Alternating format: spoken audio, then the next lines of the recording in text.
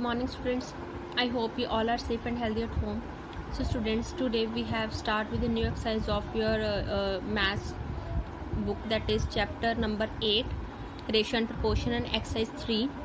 So firstly we have start with some definitions. That is, first is unitary method. A method in which the value of a unit quantity is obtained by using the given information and used to find the value of any required quantity is called the unitary method. Unitary method में क्या होता है कि हमें कोई भी quantity दी हुई है, हमें बोला गया है, हमें कोई भी मतलब लार्जर क्वांटिटी दी है कि हमें बोला गया कि चलो 24 जो टॉफ़ीज़ के जो पैकेट है, टॉफ़ीज़ के पैकेट की जो अमाउंट है वो है 240. तो इसके एक पैकेट की अमाउंट बताओ या फिर इसके 28 पैकेट्स की अमाउंट बताओ. ठीक है, तो अगर हमें 24 टॉफ़ीज़ के पैकेट की अमाउंट दी हुई है कि 240 है, इसका जो रेट्स है वो 240 है, तो 28 का हम कैसे निकालेंगे? Unitary method. पहले हम एक टॉफ़ी के पैकेट को निकालेंगे. एक टॉफ़ी का पैकेट कितने का है, फिर हम उसे क्या करेंगे 28 से मल्टीप्लाई कर देंगे, तो फिर हमें पता चलेगा 28 कौन सी कितने अमाउंट आ जाएगी उन पैकेट की. इसे ही क्या कहते हैं? Unitary method. कि पहले एक का निकालो, पहले एक यूनिट क्वांटिटी की वैल्यू निकालो, फिर उसके बाद हमें जो भी दी गई है रिक्वायर्ड क्वांटिटी हमें दी गई है 28 जैसे हमें रिक्वायर्ड क्वांटिटी है, तो हम उसको फाइंड कर लेंगे. इसमें ही आ गया when two quantities are related to each other changes in them में follow a certain pattern, we will use unitary method in calculated two types of variations और proportions.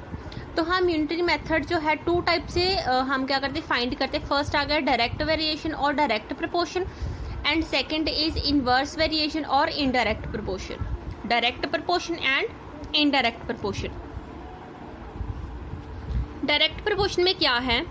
To quantities A and B are said to be direct proportion or vary directly if an increase or decrease in A cause a increase or decrease in B in such a way that the ratio remains same. Direct proportion में क्या होता है? अगर हमें कोई दो quantities दी गई हैं, A और B क्वांटिटी दी गई है, अगर A क्वांटिटी में इंक्रीज हो रहा है, A क्वांटिटी 1 से 2 से 3 से ऐसे बढ़ रही है, तो B क्वांटिटी भी साथ साथ में वैसे ही बढ़ रही है, 1 2 3 वैसे ही बढ़ रही है, उसी रेशियो में बढ़ रही है. ठीक है, अगर A क्वांटिटी डाउन जा रही है, -2 आ रही है, 3 आ रही है, या -1 कुछ भी आ रहा है, तो B क्वांटिटी भी डाउन जा रही है, डिक्रीज जा रही है. ठीक है, तो इसे हम क्या कहते हैं? Direct method. जैसे हमें बोला गया है कि एक A पर्सन की जो एज है वो है 5 ईयर्स है. ठीक है, 5 ईयर्स है वो, और B पर्सन की एज है 10 ईयर्स. तो 5 ईयर्स बाद, 5 साल बाद जो A पर्सन की एज है वो कितनी होगी? 5 + 5 = 10 ईयर्स, और B पर्सन की एज कितनी होगी? 15. और 5 ईयर्स के बाद कितनी होगी? इसकी 15 होगी और इसकी 20 होगी. तो मतलब जैसे जैसे A की एज बढ़ रही है ना, एक एज 5, फिर 10, फिर 15, फिर 20, फिर 25, ऐसे ही B की एज भी बढ़ रही है 10, 15, 20, 25, 30. ठीक है, अगर मैं बोलूँ कि A की एज मैं घटाते जाऊँ कि A की एज हम मैंने लेट कर ली कि 15 है, और 5 साल पहले इसकी एज कितनी थी? 5 साल पहले इसकी 10 थी, तो B की एज अब 20 है, तो 5 साल पहले इसकी एज कितनी थी? 15 थी. अगर A डिक्रीज कर रहा है तो B भी डिक्रीज कर रहा है. तो इसे हम क्या कहते हैं? डायरेक्ट मेथड, जिसमें क्या होता है दोनों क्वांटिटीज की जो रेशो है वो सेम रहती है. ठीक है, अगर A बढ़ रहा है तो B भी बढ़ेगा, अगर A कम हो रहा है तो B भी कम होगा. तो इसे कहते हैं डायरेक्ट प्रपोर्शन. अब सेकंड आ गया इनडायरेक्ट प्रपोर्शन. इनडायरेक्ट प्रपोर्शन में क्या है? Two quantities A and B are said to be indirect proportion or vary inversely if an increase or decrease in A causes A decreases or increases in B in such a way that the product AB remain constant. तो इसमें बोला गया है कि अगर हमें कोई भी दो क्वांटिटीज हैं, A और B क्वांटिटी है, ठीक है, A क्वांटिटी जैसे बढ़ रही है, अगर मैं इसके ले लूँ ये 5 है, ये क्या आ गई? 10 आ गई. ठीक है, अगर मैं इसमें इंक्रीज कर रही हूँ A को, जैसे मैंने 2 इंक्रीज कर दिया तो बन गया ये 7, इसमें मैंने इससे क्या होगा, 2 यहाँ पे डिक्रीज हो जाएगा, ये बन गया 8, यहाँ पे बन गया 2 और इंक्रीज कर दिया, यहाँ पे क्या हो गया 9, यहाँ पे 2 और डिक्रीज कर दिया, यहाँ क्या बन गया 6 बन गया। मतलब a के बढ़ने से b क्या हो रहा है, कम हो रहा है। अगर a कम हो रहा है तो b क्या हो रहा है, बढ़ रहा है, बिल्कुल ऑपोजिट जाएगा। ठीक है, अगर मैं बोलूं कि मैंने 10 जो स्टूडेंट्स हैं उनको मैंने जो पेंसिल्स हैं उनमें डिस्ट्रीब्यूट की, तो अगर मैंने 10 स्टूडेंट्स में पेंसिल डिस्ट्रीब्यूट की तो एक बच्चे को कितनी पेंसिल आई, 2 पेंसिल्स आई। ठीक है, अगर बच्चे क्या हो जाए 15 हो जाए, 5 और बढ़ जाए, 15 बच्चे हो जाए, ठीक है, तो मैं पेन अगर डिस्ट्रीब्यूट करूँ तो उनको पेन आएगा 1। समझ आ रही है? ये वैल्यू आ गई b, ये वैल्यू आ गई a, कि अगर 10 बच्चे थे, 10 बच्चों को मैंने पेंसिल डिस्ट्रीब्यूट की तो एक बच्चे क्यों आ रही, 2 आ रही है। ठीक है, अगर b की वैल्यू बढ़ रही है, 15 होगी, तो a की वैल्यू क्या हो रही, कम हो रही, वो 1 होगी। तो इसमें क्या आ गया, अगर किसी एक टर्म की वैल्यू इंक्रीज या डिक्रीज हो रही है, बिल्कुल उसके ऑपोजिट दूसरे टर्म की वैल्यू क्या हो जाएगी, इंक्रीज या डिक्रीज इन्वर्ट में चली जाएगी। समझ आ गई? अब ऐसे ही इसके जो 8.3 है, इसके सारे क्वेश्चन इसी टाइप के हैं। तो फर्स्ट जो क्वेश्चन है वो आ गया हमारे पास, हाँ जी, फर्स्ट क्वेश्चन है which of the following is are in direct proportion. हमने बताना है कि तीनों में से कौन सा डायरेक्ट प्रपोर्शन में है और कौन सा इनडायरेक्ट प्रपोर्शन में है। तो फर्स्ट हमें बोला गया है the number of workers on a job and the time taken to complete the job. जितने वर्कर, मतलब हमें बोला गया कि नंबर ऑफ वर्कर है, कोई जॉब पे काम कर रहे हैं और टाइम लग रहा है उस जॉब को कंप्लीट करने के लिए, उस वर्क को कंप्लीट करने के लिए। तो ऑब्वियस है अगर 5 पर्सन्स हैं तो 2 डेज में काम खत्म हो रहा है। अगर वहां पे 10 पर्सन्स हो गए तो कितना हो रहा है, तो वो काम जल्दी से खत्म हो रहा है, तो टाइम टेकन क्या हो रहा है, कम हो रहा है, मतलब वो एक दिन में काम खत्म हो जाएगा। अगर 20 पर्सन्स हैं तो हाफ डे में काम खत्म हो जाएगा। ठीक है, तो इससे क्या हो रहा है, यहाँ पे जो वर्कर्स की गिनती बढ़ रही है और यहाँ पे काम की गिनती कम हो रही है। तो ये बढ़ने से अगर b की वैल्यू कम हो रही है a की वैल्यू बढ़ने से, तो हम क्या बोलते हैं उसे, इनडायरेक्ट प्रपोर्शन। तो ये भी क्या आ जाएगा, this is an indirect proportion. Second is the time taken for a journey and the distance travelled in a uniform speed.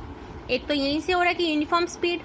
ठीक है, यूनिफॉर्म स्पीड का मतलब है अगर मैं किसी ए प्लेस से बी प्लेस की तरफ जा रही हूँ और मैंने यूनिफॉर्म स्पीड रखनी, मतलब मैंने 40 की स्पीड पे ही जाना है, स्पीड इंक्रीज बिल्कुल नहीं करनी, ना ही उसे डिक्रीज करना, मैं 40 की स्पीड पे जा रही हूँ, तो टाइम कितना लगेगा, ऑब्वियस है कि टाइम सेम ही लगेगा। अगर मैं कार में कोई भी कार ले लूँ, अलग अलग जो कंपनीज की मैं कार ले लूँ, पर मैंने स्पीड 40 ही रखनी है, 40 किलोमीटर पर आवर ही रखनी है, तो सब में क्या आएगा, टाइम सेम ही रहेगा ऑलमोस्ट। तो इसमें क्या गया, डायरेक्ट प्रोपोर्शन की एक बी क्या है, बी की वैल्यू क्या है, सेम है। अगर मैं बी की वैल्यू 40 ले रही हूँ तो ए की वैल्यू चाहे हम बढ़ाएं घटाएं वो सेम ही रहेगी।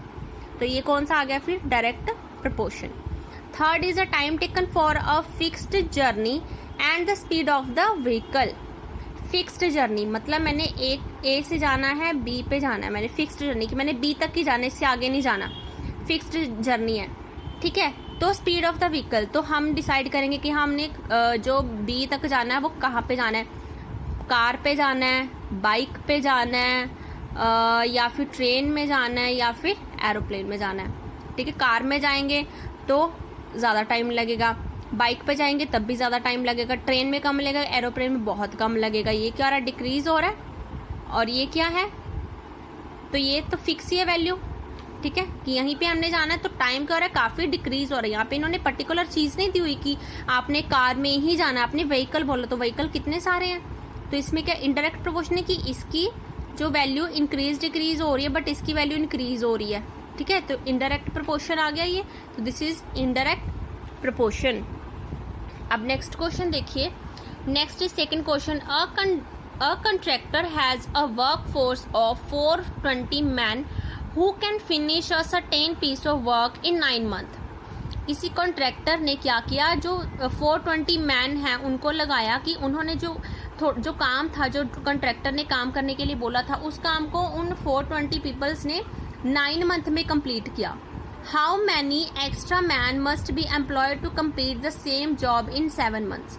तो हम कितने और आदमी लगाएंगे ताकि वो जो काम है वो 7 month में कंप्लीट हो जाए। तो यहाँ से आपको आइडिया मिल रहा है कि अगर हम 420 है तो 9 month में काम पूरा हो रहा है। अगर हम ये पर्सन्स बढ़ा देंगे तो क्या हो जाएगा, टाइमिंग कम लगेगी, 7 month लगेंगे। तो यहाँ से पता चल रहा है कि अगर ए की वैल्यू बढ़ रही है तो बी की वैल्यू क्या आ रही, कम हो रही है। तो ये क्या आ गया, इनडायरेक्ट प्रोपोर्शन। तो हमने यहाँ पे क्या टेबल बना लिया, एक यहाँ पे लिख लिया मैन और यहाँ पे लिख लिया मंथ्स। मतलब 420 मैन ने 9 month में वर्क पूरा किया। अब 7 month में काम पूरा करने के लिए हमने कितने मैन चाहिए, हमने लेट कर लिया कि वो एक्स मैन हमें चाहिए। तो हमें यहाँ से क्या पता चल रहा है कि हमें ये पता ही है ना कि अगर मैन बढ़ेंगे, अगर पर्सन्स बढ़ेंगे तभी क्या काम कम टाइम में कंप्लीट होएगा। तो ये क्या आ गया, number of man and number of days are very inversely. यहाँ से पता चला इनवर्सली वेरी कर रहे हैं। अगर ये मैन बढ़ रहे हैं तो टाइम क्या हो रहा है, कम हो रहा है। ठीक है, तो अब क्या आ गया, 420 upon x is equal to, हमने यहाँ पे लेना था 9/7, बट हमने क्या लिया 7/9। क्यों लिया, क्योंकि हमने यहाँ पे क्या लिखा है, इनवर्सली। इनवर्सली मतलब ऑपोजिट। इनवर्सली का क्या मतलब आ गया, ऑपोजिट। ठीक है, तो हमने फिर इसे क्या कर दिया, ऑपोजिट कर दिया। इसे 7 को ऊपर कर दिया और 9 को नीचे कर दिया। अगर यहाँ पे वेरी डायरेक्टली आता, डायरेक्ट वेरी करते कि ए के कम होने से बी भी कम हो रहा है, तो हम यहाँ पे क्या करते, 420 अपॉन एक्स और 9/7। समझ आ गया। अब इसे क्रॉस मल्टीप्लाई करके हमें एक्स की वैल्यू निकल गई। एक्स की वैल्यू आ गई 440। मतलब 7 month में काम पूरा करने के लिए हमें 440% चाहिए। ठीक है, बट हमने नेक्स्ट तो पढ़ा नहीं। तो उसने क्या बोला, how many extra man must he employ. मतलब एक्स्ट्रा 420 उसके पास मैन है और उसे कितने और आदमी चाहिए 420 के अलावा, वो तो है उनके पास, उसके एक्स्ट्रा को कितने उसने मैन एम्प्लॉय में रखने हैं। तो हमारे पास टोटल आ गया 540 जो हमें मैन चाहिए। ठीक है, बट हमारे पास तो 420 है, तो 540 में से अगर हम 420 माइनस कर देंगे तो एक्स्ट्रा कितने मैन रखेगा वो, number of extra man he need to hire is 120। मतलब उसे और जो पर्सन चाहिए वो कितने होने चाहिए, 120 जो पर्सन होने चाहिए। अब उसके बाद थर्ड क्वेश्चन देखिए, a farmer has 20 animals in his cattle. एक फार्मर के पास 20 एनिमल्स हैं। अब उसके बाद उसने क्या बोला है, he has food to feed them for 42 days। तो उसके पास जो फूड है उनको खिलाने के लिए वो 42 दिन का है, 42 days का है। How long would the food last if he added 1 more animal in his cattle. अगर उसके पास जो 20 एनिमल्स है तो 20 एनिमल्स को अगर वो फूड डालता है तो वो 42 days में खत्म होता है, 42 दिनों में फूड खत्म होता है। अगर वो एक और एनिमल ऐड कर देता है, एक और कर दिया मतलब 21 एनिमल्स हो गए। अगर 21 एनिमल्स उसके पास हो गए तो उसका जो फूड है वो कितने दिनों में खत्म होगा। तो यहाँ से हमें देख रहे हैं एनिमल क्या हो रहे हैं। अगर यहीं से पता चल रहा है कि एनिमल अगर 20 एनिमल थे तो डेज लग रहे थे, 42 days लग रहे थे फूड को खत्म होने के लिए। अगर 21 एनिमल्स हो जाएंगे, एक एनिमल और बढ़ जाएगा तो फूड की क्वांटिटी ऑब्वियस कम ही होगी। ठीक है ना, ये एनिमल क्या हो रहे हैं, बढ़ रहे हैं। एनिमल बढ़ रहे हैं ना, ये 20 थे और ये 21 हो गए। ठीक है, तो फूड की क्वांटिटी क्या होगी, ऑब्वियस कम ही होगी। जहाँ पे अगर एक और पर्सन ऐड हो जाएगा तो वो भी फूड खाएगा, तो मे बी क्या पता वो 40 days में हो जाए, 41 days में खत्म हो जाए। तो वो हमने लेट करना, हमने क्या कर लिया, वहाँ पे एक्स लिख दिया, हमें पता नहीं है। तो ए के बढ़ने से बी क्या हो रहा है, कम हो रहा है। तो हम क्या लिखेंगे, number of animals and days very inversely. तो वो क्या इनवर्सली वेरी कर रही है, ए के बढ़ने से बी कम हो रहा है। तो हम क्या करेंगे, 20/21 इज इक्वल टू यहाँ पे 42/x की जगह 42/x की जगह हमने क्या कर दिया, इनवर्स कर दिया, क्योंकि हमें इनवर्सली हमने लिखा है कि इनवर्सली हो रहा है तो इनवर्स कर दिया। तो ये क्या आ गया, x/42। फिर हमने क्रॉस मल्टीप्लाई करके x की वैल्यू फाइंड कर ली, तो x की वैल्यू क्या आई, 40 days। तो अगर एक और एनिमल बढ़ जाएगा, 21 एनिमल्स हो जाएंगे, तो उसका जो फूड है खत्म कब होगा, 40 days में। अब देखिए ये जो फोर्थ क्वेश्चन हमें थोड़ा सा बड़ा दिया हुआ है, तो हमने इसे 2 पार्ट्स में से डिवाइड कर दिया। जैसे आ गया, the weight of 56 books is 8 kg। हमें 56 बुक्स का वेट दिया हुआ है कि वो 8 किलोग्राम का जो वेट है उसका 56 बुक्स का। What is a weight of 154 such books. तो अगर हम उसको बुक्स को बढ़ा रहे हैं, 54 से हम कर रहे हैं 154 कर रहे हैं, तो उन बुक्स का वेट कितना होगा। ठीक है, तो how many such books weight 5 kg। First part आ गया कि अगर हमें बुक्स गिवन है, वेट हमने फाइंड करना है। सेकंड पार्ट आ गया हमें वेट गिवन है पर बुक्स हमने फाइंड करनी है। ठीक है, तो हमने क्या किया, पहले फर्स्ट पार्ट लिखा पार्ट 1, तो हमें बुक्स कितनी गिवन थी 56 बुक्स, उनका वेट कितना था 8 kg। तो ऑब्वियस अगर बुक्स बढ़ रही हैं तो उनका वेट भी बढ़ेगा ही, ठीक है ना, ऑब्वियस ही है। तो ये क्या हो रहा है, इस चीज के ए के बढ़ने से तो बी की भी क्या हो रहा है, इंक्रीज हो रहा है। सेम अगर ये बुक्स 56 थी तो उसका वेट था 8 kg, अगर बुक्स बढ़ रही हैं तो वेट भी बढ़ ही रहा है। Number of books and weight of books very directly, तो ये डायरेक्ट वेरी कर रहे हैं, तो हम डायरेक्ट ही लिखेंगे 56/154 8/x। ये हमने डायरेक्ट लिखा, हमने यहाँ पे इन्वर्स नहीं किया, तो इसे हमने क्रॉस मल्टीप्लाई करके x की वैल्यू निकाल ली 22 kg। 154 जो बुक्स हैं उसका वेट कितना होगा 22 kg होगा। ये पार्ट 1 हमारा सॉल्व हो गया।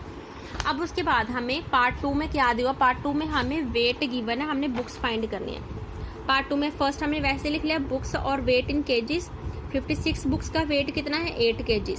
तो अगर हमें 5 kg वेट गिवन है तो कितनी बुक्स हमारे पास होंगी, तो ऑब्वियस अगर वेट कम हुआ है तो बुक्स भी कम होंगी। तो ये भी क्या, number of books and weight of books very directly, तो ये भी डायरेक्ट हुआ क्योंकि इसके कम होने से ये कम हो रहा है, तो ये भी डायरेक्ट हुआ।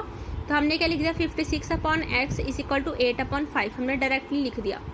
अब उसके बाद क्रॉस मल्टीप्लाई करके x की वैल्यू निकाली, वो कितनी आ गई 35 बुक्स। समझ आ गई। अब नेक्स्ट क्वेश्चन क्या आ गया, 5th question is in a fixed time a car travels 210 kilometre at the speed of 60 kilometre per hour. किसी फिक्स्ड टाइम पे एक कार ने जो 210 किलोमीटर जो डिस्टेंस ट्रेवल किया तो उसकी स्पीड कितनी थी 60 किलोमीटर पर आवर की उसकी स्पीड थी। If the speed of car is increased by 20 kilometre per hour, how much more distance it will cover in the same time. तो हमें यहाँ पे टाइमिंग नहीं कुछ दी कि उसने हमें डिस्टेंस दिया है कि अगर एक मतलब कार ने 210 किलोमीटर का डिस्टेंस कवर किया है तो उसकी स्पीड थी 60 किलोमीटर पर आवर। तो अगर उन्होंने बोला कि 20 बढ़ जाए, मतलब 60 में 20 और हम उसकी स्पीड ऐड कर दे 80 किलोमीटर पर आवर कर दे, तो वो कितना डिस्टेंस ट्रेवल करेगी। ऑब्वियस है वो क्या करेगा ज्यादा। अगर उसने 210 किया है तो क्या पता वो 250 कर दे, 260 कर दे, तो उतना ज्यादा डिस्टेंस ट्रेवल करेगा वो। मतलब अगर यहाँ पे स्पीड बढ़ रही है तो डिस्टेंस भी क्या इंक्रीज हो रहा है।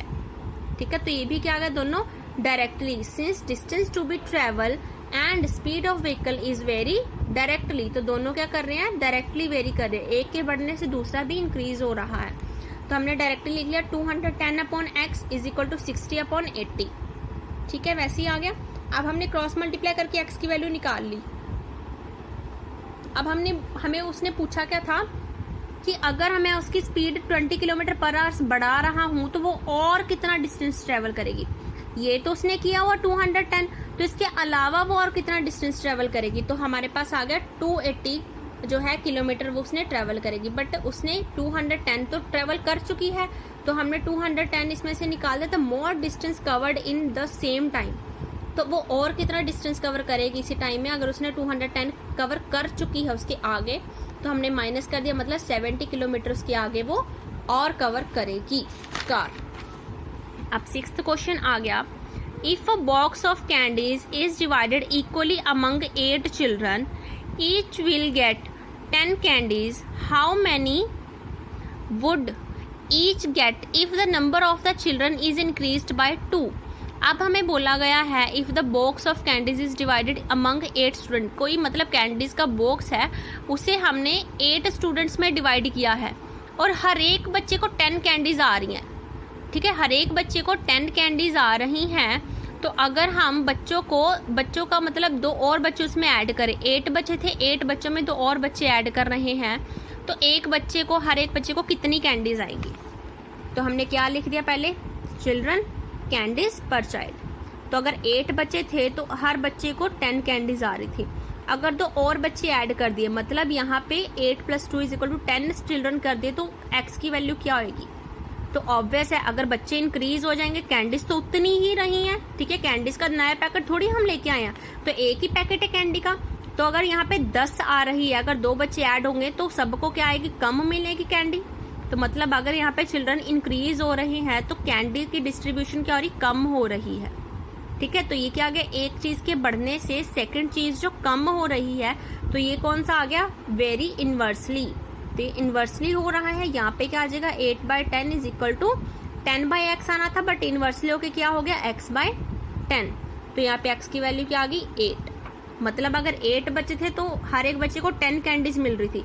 अगर वहां पे बच्चे बढ़ गए, 10 बच्चे हो गए, तो हर एक बच्चे को कैंडीज कम होगी। कितनी कम होगी? सबको 8 कैंडीज मिली, 2 कैंडीज कम हो गई। अब लास्ट क्वेश्चन देखिए, 15 workers can complete a job in 45 days. जो 15 वर्कर्स हैं वो एक जॉब को 45 डेज में कंप्लीट करें, 45 दिनों में काम खत्म कर रहे हैं 15 workers. In how many days will 5 person do in the same job. तो हमें बताना, हमने यहाँ पे बताना है कि जो अगर एक मतलब कोई भी काम को 15 जाने 45 दिनों में खत्म कर रहे हैं, तो अगर हम 15 की जगह पे 5 बंदे कर दे सिर्फ, तो वो काम कितने टाइम में खत्म होगा? ऑब्वियस है, अगर हम वर्कर्स की अमाउंट कम कर रहे हैं तो डेज ज्यादा लगेंगे। अगर 15 जाने 45 दिनों में काम कर रहे थे तो 5 जाने मतलब कम हो गए, 5 जाने रह गए, तो 5 जाने की आप ज्यादा काम करेंगे तो ज्यादा टाइम लगेगा उस काम को खत्म होने के लिए। तो ये भी क्या आ गया? Very inversely. ए की कम होने से बी की वैल्यू क्या आ रही? बढ़ रही है। तो ये भी ऑपोजिट आ गया। 15/5 = x/45। तो इसे क्रॉस मल्टीप्लाई करके x की वैल्यू कितनी आ गई? 135। तो 5 बंदे को काम करने के लिए, जो 5 बंदे अगर काम करेंगे तो वो काम कितने डेज में पूरा होगा? 135 डेज में पूरा होगा। So students, I hope you all will understand. Thank you.